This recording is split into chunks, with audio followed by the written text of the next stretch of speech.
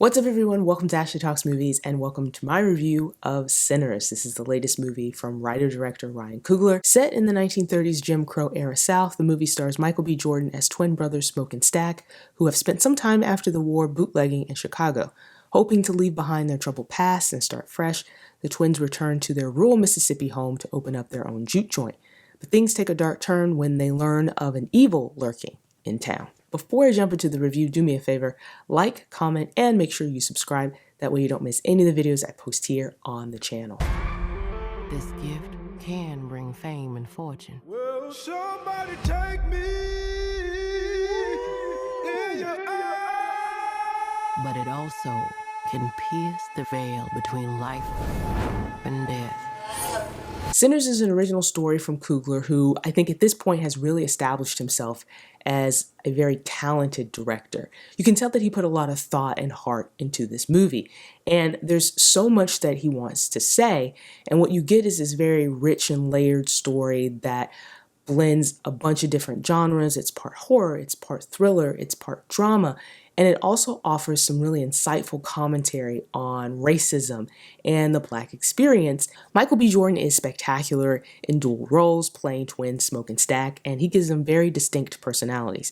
Now, Coogler gives us these visual cues to help us tell these characters apart. Smoke is usually wearing some shade of blue, and Stack is wearing some shade of red, but it's really Jordan's performance, I think, that differentiates these characters. They felt like two very different people. Delroy Lindo is great as blues musician Delta Slim, who has a bit of a drinking problem, but he provides some nice levity to his scenes and occasionally provides some words of wisdom to the younger characters. You also have solid performances from Haley Steinfeld, who plays Stack's former flame Mary, and Wunmi Mosaku as Annie, a hoodoo practitioner who shares a past with Smoke. The standout, though, is newcomer Miles Catton, who plays Sammy, aka Preacher Boy. He's Smoke and Stack's sweet-natured cousin who has a very unique musical ability. And music plays a huge part in this movie. In many ways, it feels like its own character, and it creates this energy that just radiates throughout the movie, and it brings this movie such life. And it also plays into the themes that this movie is exploring, especially when it comes to culture and how music plays a huge part of culture. And what I like about this movie is how it uses different styles of music and blends them together, kind of how it does with these different genres. There's a sequence in this movie where the music is blended in such a way. I'm not going to spoil it here, but it was really just captivating what was happening on screen. The cinematography is amazing. This movie just looks gorgeous, and it does a great job of capturing this place during this specific time, from the costumes and the lighting, even the set design. It's all just absolutely stunning. Sinners is a movie that takes its time, slowly revealing things about the characters and the world they exist in before things just get out of control. And this is the part of the movie where we start to get that horror element, the gore, the blood, and Coogler does a really great job of paying homage to this genre.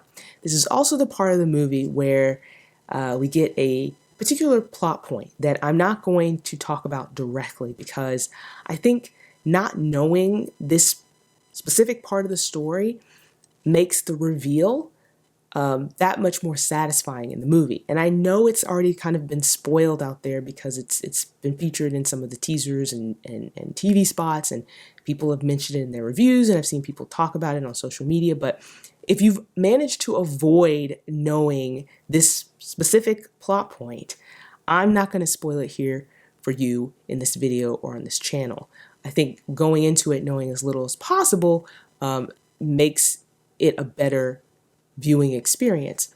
What I will say about this particular plot point is that I liked how Coogler used it as a metaphor. You know, this movie is tackling these themes of the Black experience and racism, and this particular plot point is used as a metaphor for like cultural appropriation, how certain groups take things from other groups, take their art, take their music.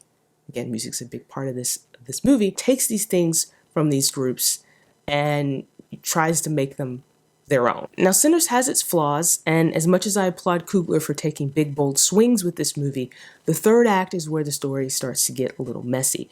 Some parts feel overstuffed, while other parts feel a little underwritten.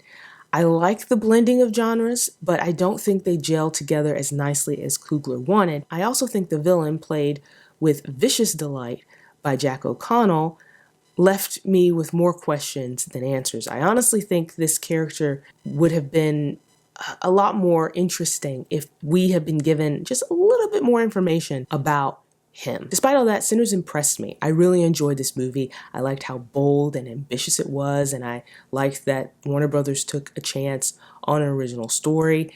Yeah, it stumbles here and there, but I think there are more parts of this movie that work than don't work, and the parts that don't work don't undermine what Coogler has achieved here. This is a win, and this movie is a cinematic experience. It's captivating, it's riveting, and it's just so different.